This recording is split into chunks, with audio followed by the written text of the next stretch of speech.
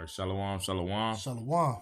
First and foremost, as always, we're going to give all honor, praise, and glory to Yahweh, Yahweh, Bahashem, Bahashem, Yahweh Yahweh Shai, Shai, Bahashem, Bahashem, Rakakwadash, Rakakwadash. and double honors to the apostles and elders of Great Millstone who rule and teach well, where we learned this truth from. And peace, mercy, and blessings be upon the hopeful elect that believe on this truth and sincerity. It's the brother Yahweh Khan. Khan, the fellow servant Arashah, Shalom. We the brothers from the GMS Cleveland branch come back through the spirit and power of Yahweh Bahashem, Yahweh Shai. And Lord willing, this be an edifying lesson, just something quick and to the point. You know, just want to speak on how the wrath of the Lord is coming. Okay, it's coming upon the planet Earth. We already see it here, but it's going to increase and become more intense. Okay, and specifically and mainly aimed at you Israelites that rebel against the Most High.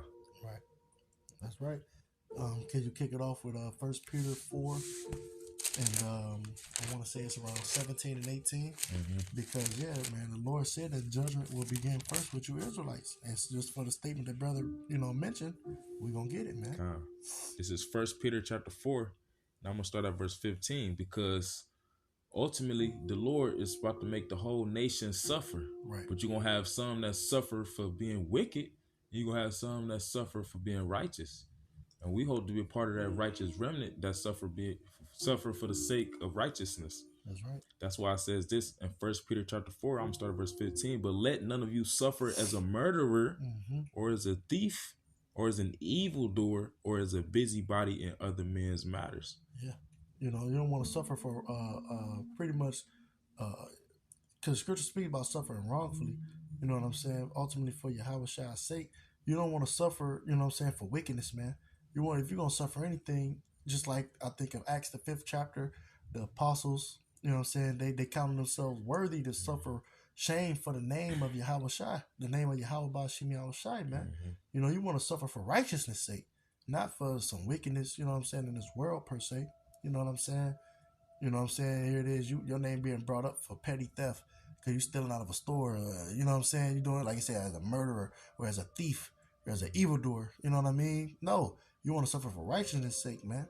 You know what I'm saying? For the names of Yahweh Shema Shah.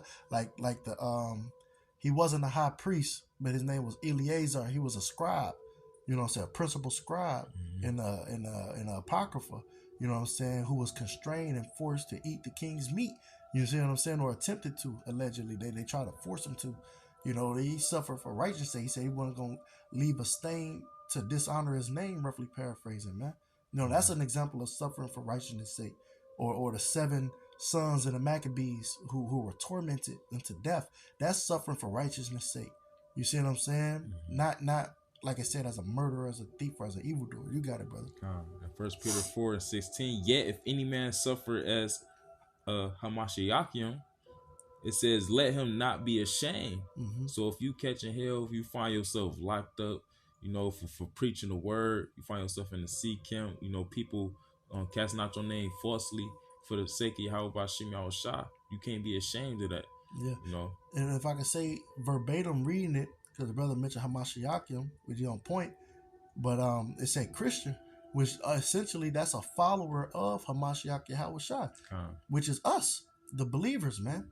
So, like, if you could bring that verse back one more time. 1 Peter 4 and 16. Yet if any man suffer as a Christian, let him not be ashamed. Yep.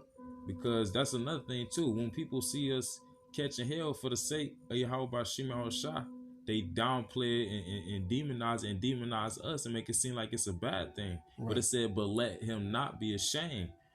Why? Because it says, but let him glorify the Most High on this behalf.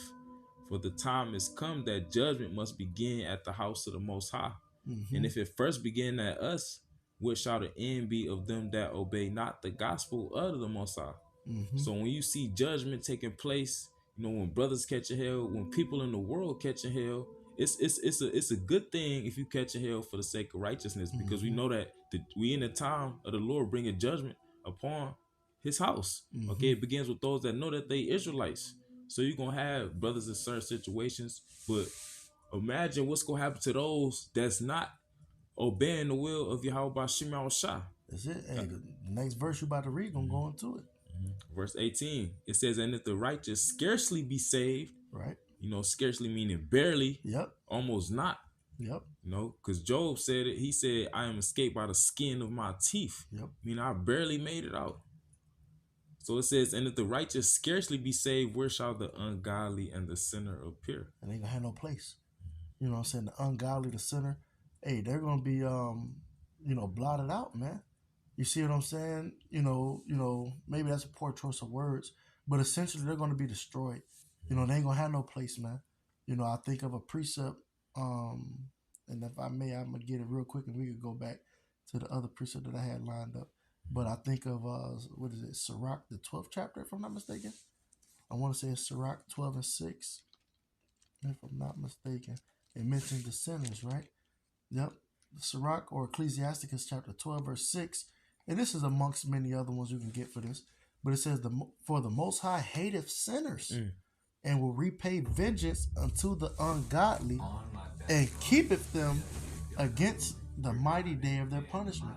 You see, so the Most High, Yahweh Shem Shah, he hateth sinners, man. You see what I'm saying? And not just the sin, he hates the sinner too.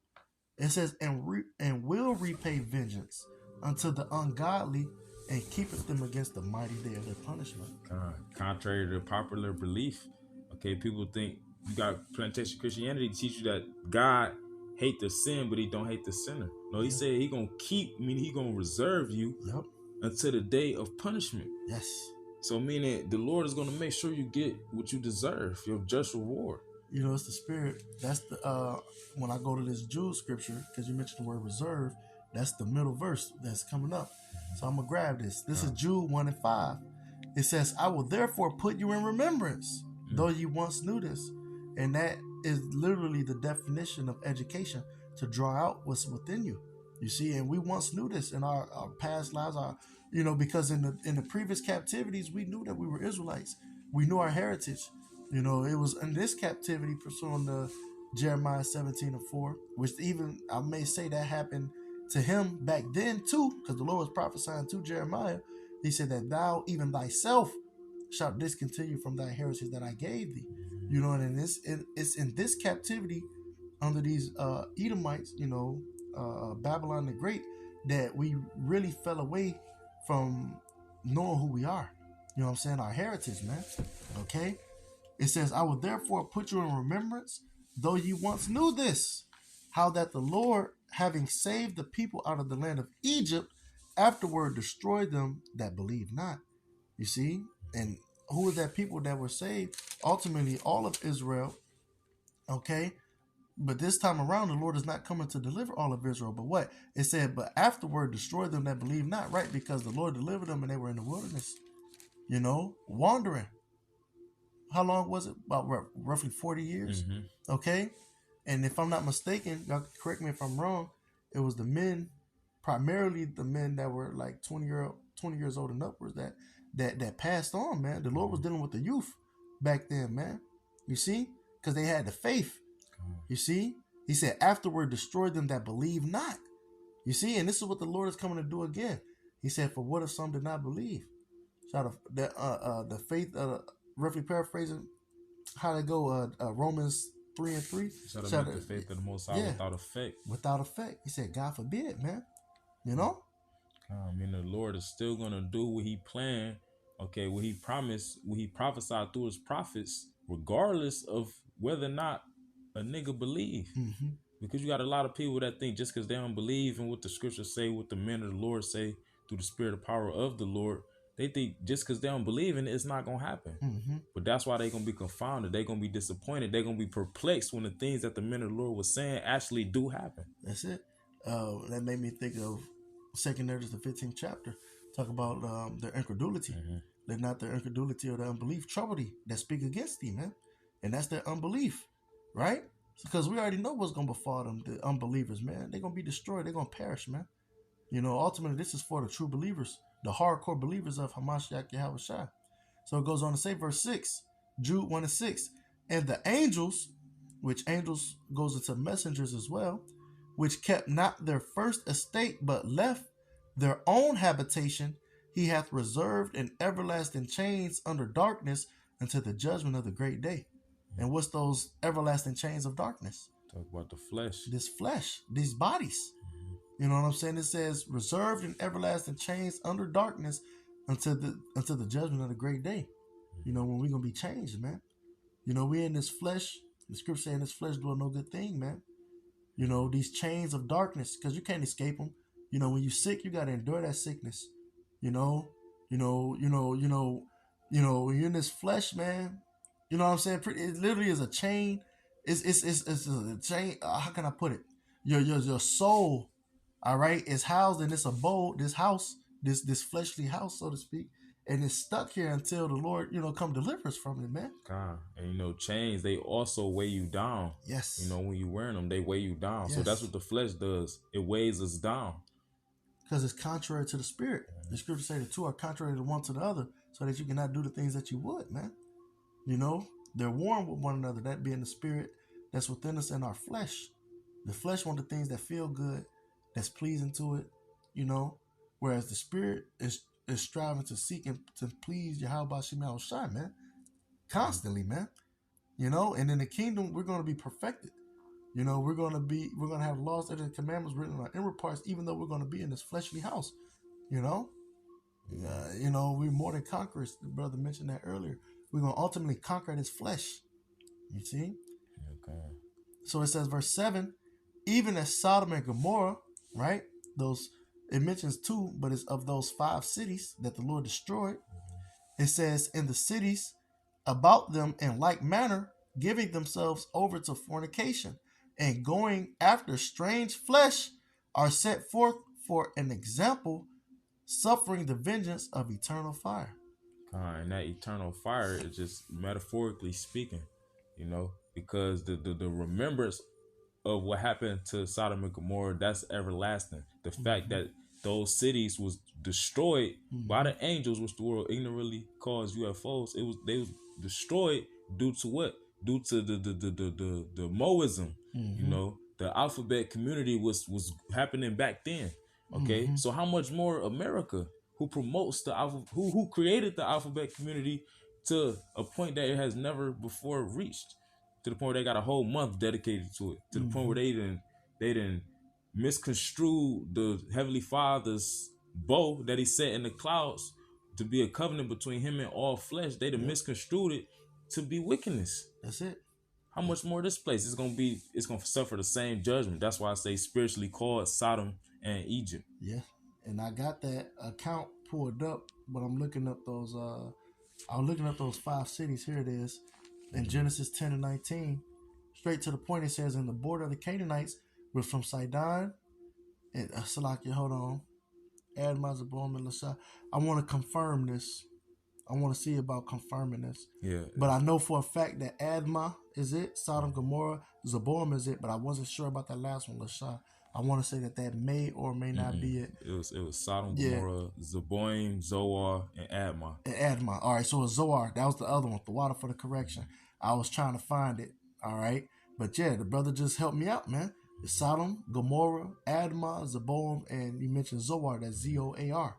All right, as those 5 cities that were destroyed. Okay, that the Lord destroyed as an example. So I got the account here in 2 Peter chapter 2, and I'm gonna start at verse 4. All right, because it reiterates what we just read in Jude, the 1st chapter. It says, for if God spared not the angels that sinned, as I mentioned, those angels are messengers, referring to us, the hopeful elect, man. All right. It says that sinned, but cast them down to hell, which is this condition that we're in now, and delivered them into chains of darkness. You see, this flesh to be reserved unto judgment. You see, that great day that we were just prophesying of, which is fastly approaching. It says, and spare not the old world, but save Noah, the 8th person, a preacher of righteousness, bringing in the flood upon the world of the ungodly. And that was the first death. We mentioned flood-like behavior. What's that scripture that's in the Apocrypha that talk about for these sakes came the flood? For their sakes came the flood. You see, the flood-like behavior is back again today. That was the old world. I don't know why. Don't quote me. I don't know why the term antiquity is coming to mind. I gotta look that up. But there's a term for it. There's a certain term for it when you look up that old world, there's a certain term for it. I was trying to put my finger on, which is neither here nor there, but there's a certain term for that. Okay, pre, how can I put it? Pre-flood, when the world was one, Pangea was all one and shit, you know. But it says, verse 6, 2 Peter 2 and 6, it says, "And turning the cities of Sodom and Gomorrah into ashes, condemned them with an overthrow, making them an ensample unto those that after shall live ungodly." So this is an example, okay? Sodom and Gomorrah was an example. We read about the account. There's still evidence over there in that landmass, in that region of the Lord, bringing fire upon that place, man. And how they can't grow certain vegetation to this very day as an example unto those that after should live ungodly. And look at America following right in its stead. You see? And so this is what's going to befall them as well. I got the You got it. the word ensample Come. in a blue letter. Strong's G 5262. Hupadigma. Hupadigma. Hupadigma. It says a sign suggestive of anything, delineation of a thing, a representation, a figure, a copy, an example. It says for a warning of a thing to be shunned. So all the Moism we see happening, all the immorality we see happening should be shunned. Why? Because what happened to Sodom and Gomorrah when it wasn't shunned? It was destroyed. So since it isn't being shunned here, but rather promoted, this place is going to be destroyed as well. That's what Sodom and Gomorrah was for. It was for an example. It was for a warning of what would happen to any kingdom that follow after those ways. Yep. And we speak about in Revelation the image of the beast, which saying the image, it goes to likeness. Going back to Rome, how this stems from Rome, and even before that, dealing with the Grecians. They following in the same suit, the same stead, man. So therefore, they're going to receive the same judgment. It says here in 2 Peter 2 and 7, "And deliver just Lot, vexed with the filthy conversation of the wicked." And we're likewise, as righteous Lot, vexed, okay, with the conversation of the anastrophe, the wickedness, the mannerisms, all right, of the wicked, man. You see, and speaking against it, like you said, shunning it. And as you mentioned that, it made me think of Job. He said it was, as roughly paraphrasing, a just man that eschewed evil. And when you go into eschewed, pretty much he abhorred it, he shunned it, he got away from it, he fled from evil. You see, likewise we speaking against this shit, man, because this ain't the proper way to live, not in the ways of Yahweh Shema Shai, man. All right, but yeah, like the brother mentioned, this is an example of how not to live, man. I got a quick one. You got it. This is Psalms chapter 5 and verse 4. It says, "For thou art not a power that hath pleasure in wickedness." Right. So the Lord, He isn't okay with what we see taking place on the planet Earth here in this present evil world. In this present evil world, okay, the Lord doesn't have no pleasure in it. That's why you see the talks of World War III and nuclear war. That's why you see that, because it's gonna eventually happen, because it's gonna be righteously done. Because wickedness hath exceedingly polluted the whole earth, like the scriptures say. And the only way to cleanse something that is polluted is through fire or water. And the Lord already used water, so this time He's going to use fire. That's right. So it says, I'm going to read it again, Psalms 5 and 4. "For thou art not a power that hath pleasure in wickedness, neither shall evil dwell with thee." Which that's why the Lord going to have to rid the world of evil. Okay, beginning with those that promote and push out evil, being the Edomites. Okay, after they do 1,000 years of hardcore slavery, they're gonna be deleted. It will be no such thing as a self-proclaimed white man. Will be no such thing as an Edomite after 1,000 years in the kingdom of Israel, in the kingdom of Yahweh Shah. I got one for you. Was you done reading there? Oh, you go ahead. All right, this is Habakkuk 1 and 13 in the NLT. It says, "But you are pure and cannot stand the sight of evil. Will you wink at their treachery? Should you be silent while the wicked swallow up the people more righteous than they?" Right? Because we read in the KJV, it says, "Thou art of purer eyes than to behold evil, and canst not look on iniquity." The Lord, He hates the wickedness that's going on the shores of America. And you mentioned the flood behavior. Well, when you go into the time before the flood, specifically Genesis the 6th chapter, it said the Most High It repented him that he made man because Right. he seen how wicked people was being. So Right. how much more now? Mm-hmm. That's why the Lord had put his spirit within the prophets to be condemning and cussing out the inhabitants of the earth for their wickedness. I got that for you. Genesis 6:5. And Yahweh power saw that the wickedness of man was great in the earth. He saw it. Okay. Yep. It tell you that the eyes of the Lord is 10,000 times brighter than the sun. The eyes of the Lord is what? The angels. Whatever is taking place on the planet earth, the Lord sees it all. Yep. Beholding the ways of man. It says was great in the earth, and that every imagination of the thoughts of his heart was only evil continually. It's not a second, it's not a minute that go by where a nigga ain't thinking some wicked shit. And it was like that the time before the flood. Yeah. And them spirits is back, man, for judgment. And this is a time worse than even back then. Yeah. That's what the Lord told Ezra. He said, how much more wickedness shall it bring until the time of threshing come, roughly paraphrasing. Which we in that time of threshing. So that means the wickedness is going to reach a pinnacle that it never has hit. Yeah, you mentioned Ezra, made me think of 2 Ezra 4:28, which roughly paraphrase what? That pretty much the good cannot come until this place that's sown with evil or wickedness be turned upside down, which is really, things being made right side up. But yeah, that 2 Ezra 4:28. I'll read it real quick. Because what I quoted was a couple verses after. That's the spirit. This is 2 Ezra chapter 4, and starting at verse like 27. 27. And cannot comprehend. I'm starting at verse 26. Then answered he me and said, the more thou searchest, the more thou shalt marvel, for the world hasteth fast to pass away. Yep. And cannot comprehend the things that are promised to the righteous in time to come. For this world is full of unrighteousness and infirmities. See, this world is full of unrighteousness and infirmities. And what did the angel tell you? He said, the more thou search, the more thou shalt marvel. It made me think of the account in Ezekiel, the 8th chapter. He said, pretty much dig into the wall, and you're going to see the wickedness and abominations of Israel. He's seen them, the women weeping for Tammuz. He's seen the men with their back towards pretty much the Lord and worshiping the sun and so on and so forth. Pretty much the entire chapter of Ezekiel, the 8th chapter, is going into the abominations of Israel and what they're doing today, man. You see? And there's nothing new under the sun. It's been going on in time past. It's going on today, man. You got it? Yeah. And here it is. People think this the kingdom. But the Lord literally told Ezra through the angel Uriel, this world is full of unrighteousness and infirmities. Yep. Verse 28.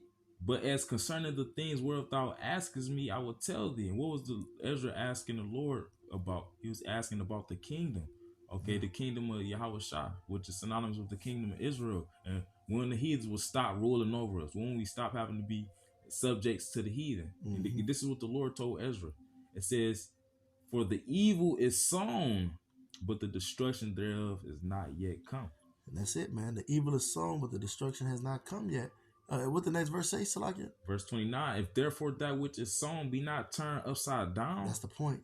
And if the place where the evil is sown pass not away, then cannot it come that is sown with good. Right. So this present evil world has to pass away. It hasteneth quick to pass away, but it ain't done yet, man. When the Lord is done with this place, then it's gonna come that which is sown with good, which is the kingdom. You see? But there's a great destruction that's going to happen before the kingdom is ushered in, man.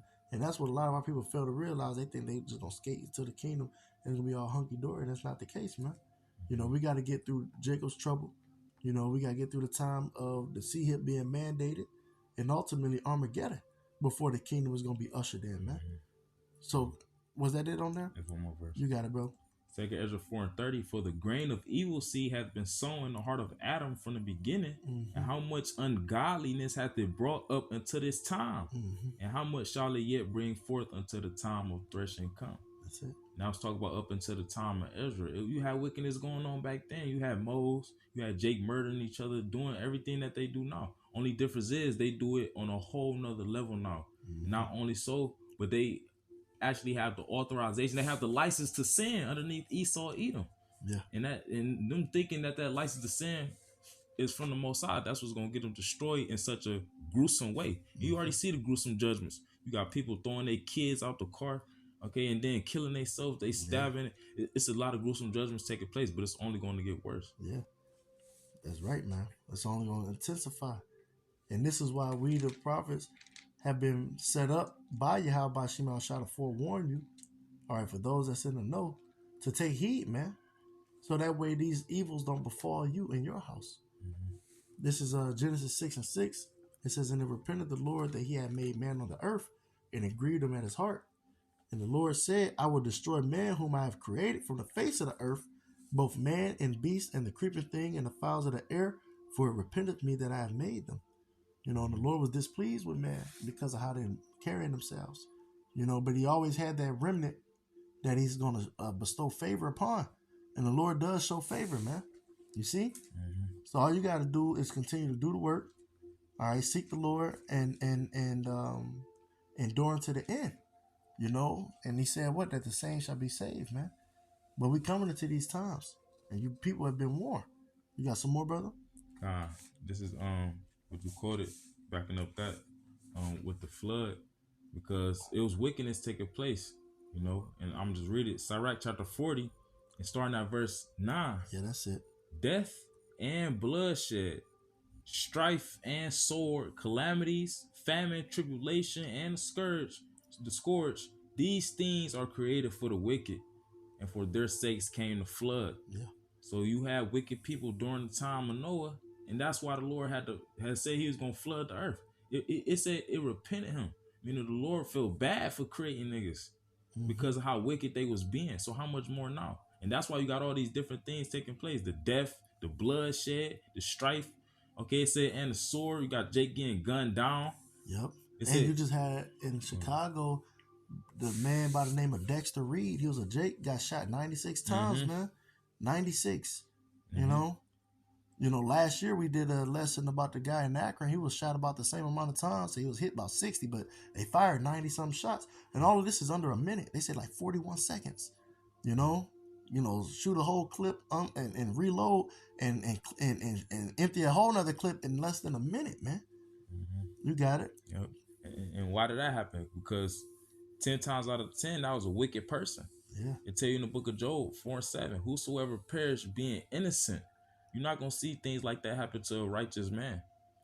It says death will Sirach 40:9, death and bloodshed, strife and sword, calamities, famine, and you about to have a lot of people starving to death, which is no new thing under the sun. That has been happening to our people. That has been happening to the heathens. Yeah.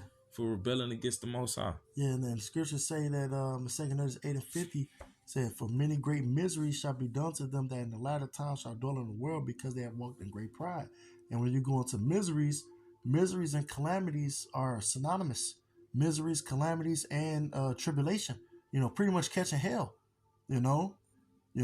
These calamities, because it'll seem like your whole world come crashing down, man. You know what I'm saying? As a matter of fact, I'm going to just real brief. I'm going to just look up an etymology dictionary of the word calamity, right? It says calamity, 15th century, damage, state of adversity, a great misfortune, or misery, right? A great misfortune or cause of misery. You see? It says damage, loss, failure, disaster. That's how people feel, man. My life is a disaster. You know what I mean? And this is what the Lord is bringing upon you people who refuse to fear him, man. You see? So can you bring that back, verse 9?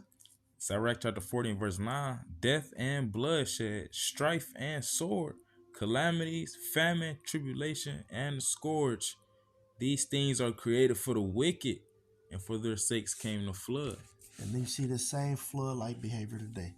You mentioned the Moism, the alphabet community, Jake riding on each other, killing each other. You mentioned idolatry. All these things are punishable by death, man. Yep. The nigger woman having multiple men and thinking it's okay. Yeah. That's punishable by death. That's right. That's right, brother. And this is what the Lord is about to bring upon this present evil world. Death in a big way, man. Ultimately, the scriptures say that what? All shall know me from least to greatest. How's the Lord going to be known? By the judgment which he executes in the earth, man. You see? And these are the times we're coming into. So you people have been warned, man. You got to close the scripture? Yeah, I got two more. Let's go. I'm going to go back to the Psalms. If anything hit me, I'll bring it out. The Psalms chapter 5 and I'm going to read verse 4 again. For thou art not a power that hath pleasure in wickedness, neither shall evil dwell with thee. Salakia, my phone cut off. Salakia. Is yours still? Was yours going? It kind of All right, let's going. go. It says, verse 5, it says, the foolish shall not stand in thy sight. Thou hatest all workers of iniquity. Let's go. Like it tell you in Isaiah the 13th chapter, the Lord, it said the Lord gonna punish. So like, cause I'm a butcher it. What you need? Isaiah 13, it said the Lord said he gonna punish the world I got you. for their iniquity. Yep. Wow. It said because he hate all the workers of iniquity. And iniquity is what? Sin on top of sin on top of sin. To the point where you live in your life as if the Lord didn't create laws, statutes, and commandments that was supposed to be kept for those that dwelt on the planet Earth. This is Isaiah 13 and 11. It says, and I will punish the world for their evil and the wicked for their iniquity. And I will cause the arrogancy of the proud to cease and will lay low the haughtiness of the terrible. Going back to what the brother quoted in 2nd Ezra 8. Many great miseries. Those miserable situations people about to find themselves in, that's going to be the humble their ass down. Because people feel like they too good. They feel like they better than the Most High. Yep. It tell you that in 2 Timothy the 3rd chapter, they be lovers of their own selves more than lovers of the Most High, roughly paraphrasing. So the Lord got to bring a great humbling. That's right.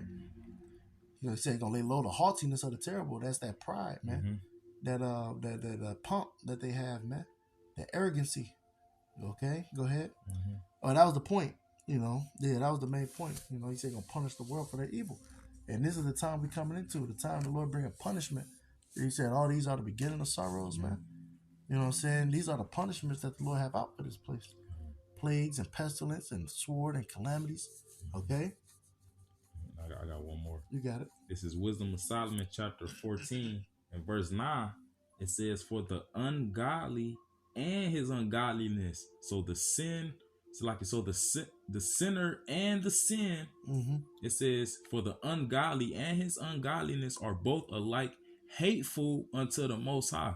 So the Lord don't like the sin or the sinner, contrary to popular belief, which is why the Lord is about to get rid of all of it. He gonna get rid of you niggas that like to do wickedness, and then it's gonna come to a point where he gonna program y'all once y'all be reborn through the loins of the elect to be righteousness, so that you can't do wickedness no more. Yep. Get the next verse too, Bible Shop. It says, verse 10, for that which is made shall be punished together with him that made it. That's it. And I know that this chapter, in conjunction with the previous, they're going to idols. You know, and essentially, yeah, man, that's hateful. All right, until you how about Shema, because what the scriptures say that in Deuteronomy 13 and like 6, or roughly paraphrasing, that, hey man, if your brother tell you to entice thee, let's go worship another god, he said your hand should be first upon him. You know what I'm saying? To bring him before the congregation, you're gonna stone him there with stones that he died, man, to put away that evil from Israel, roughly paraphrasing. You see? So I was just adding that to it, like the brother saying is on point. The sinner, the Lord hates the sin and the sinner. All right, but on top of that, you know what I'm saying, you out here worship idols, which is soon to be that sea hip is gonna be an idol. You know what I'm saying? That they're gonna try to force a lot of people to take, man. You know what I'm saying? If you join hands with this devil, hey, he said you're gonna be destroyed, man. All right, he said, though hand join in hand, the wicked shall not be unpunished, man. Yeah, because the Lord is fed up with the BS. Okay, the people here on the planet Earth, mainly you Israelites, so-called Negroes, Latinos, and Native Americans that like to follow after the self-proclaimed white man and the bullshit he push out. You know, the dogma that he feeds you. The Lord is about to bring judgment. You know, and we about to witness it. We about to experience it. Lord willing, we of the elect. It said, for only with thy eyes shalt thou behold the reward of the wicked. Yeah, that's right. That's right. So Lord willing, we hope and pray this was edifying through the Spirit. Close, we're going to give all honor, praise, and glory to Yahweh, Bahashem, Yahweh Shai, Bahashem, Chakadash, and double honors to the apostles and elders of Great Millstone who rule and teach well, where we learned this truth from. And peace, mercy, and blessings be upon the hopeful elect that believe in this truth and sincerity. Till next time we say, Kwame Ashallah. Shalom. Shalom. I was thinking of Psalm